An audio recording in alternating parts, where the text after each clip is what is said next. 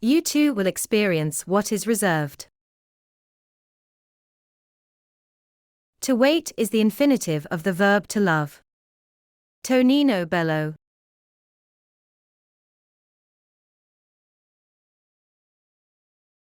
Matthew 24 verses 37 to 44, Mark 13 verses 33 to 37, Luke 21 verses 25 to 36.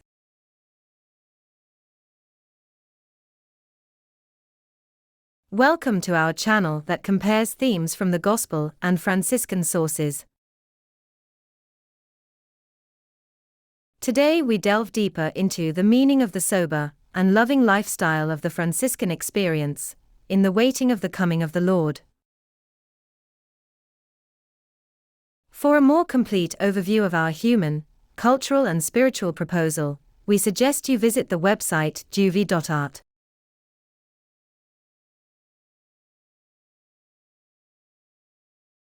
In Francis and Clare of Assisi, we see all the premonitory signs of this daily event of trust, hope and presence of Jesus.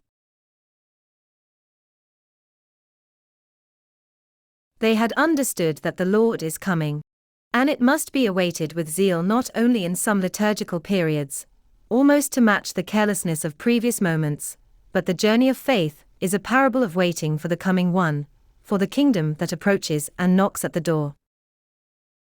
Advent coming is every morning, every day, every moment. This is why the two poor ones always had the ears of their hearts well pricked up so as not to miss the appointment. Clare made herself a lamp that emanates light for the light that comes.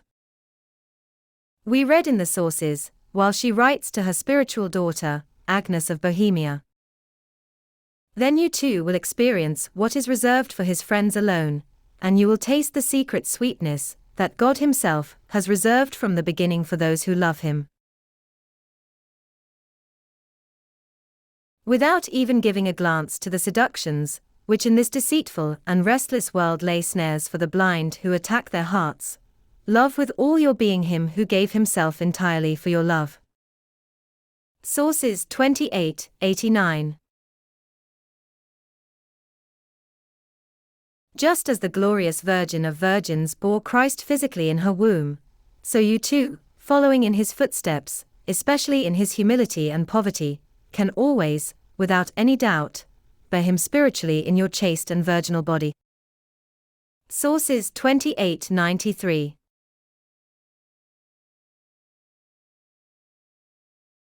Expectation of an event that pervades the lives of those who remain awake and undistracted from the importance of the encounter. All this made her, by grace, a vivid and powerful light that paves the way for the advent of the great King. In the papal document Clara Claris Praeclara, we read, "It could not happen that such a bright, so shining lamp remained hidden without spreading its light, and without emanating a clear light in the house of the Lord." Sources 32:85. The expectation of the coming bridegroom was so profound in Clare that she left no room for any kind of lukewarmness. She herself had become a lamp that awaits and shines. Her life had been transformed into an advent of praise to the Lord.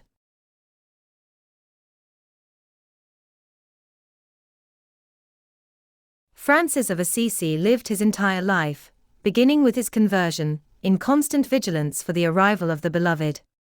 In his fraternity, he always sought to encourage his brethren in this direction. Scrolling through the Perugian legend we read, "If the servant of God provides wisely for his own body with good grace and to the extent possible, and brother body shows himself lazy, negligent and sleepy in prayer, in vigils and in other good works of the Spirit, then he must punish him like a rebellious and indolent donkey, which, yes, wants to eat, but refuses to work and carry the load." Sources 1652.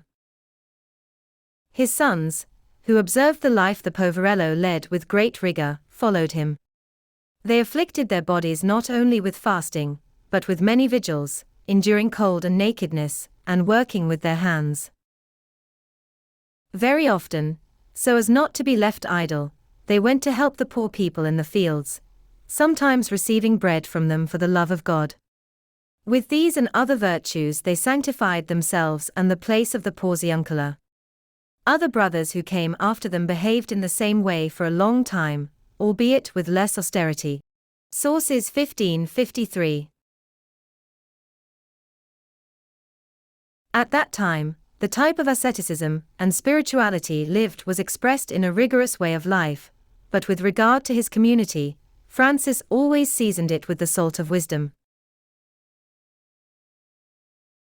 Clare herself, a woman enclosed in the secret of God, lived in St. Damien as a pilgrim and stranger in this world. Rule 8, 1, in a vigil abandoned to the spouse, who awaits her life with solicitude.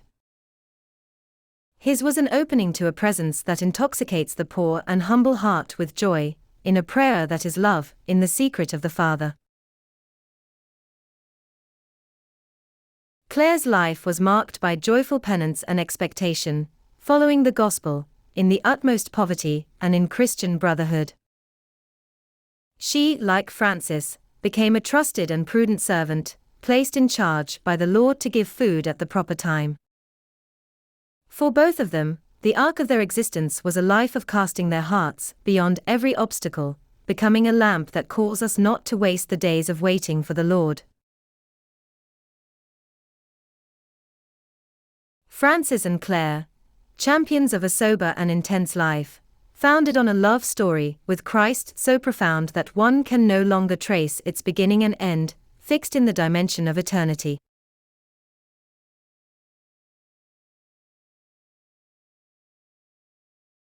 Matthew 24 verses 37 to 44, Mark 13 verses 33 to 37, Luke 21 verses 25 to 36.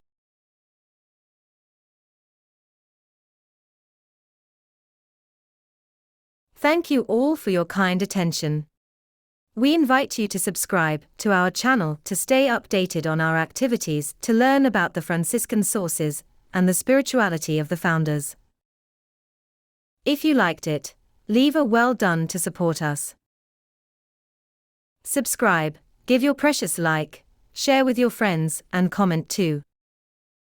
Thanks, see you soon.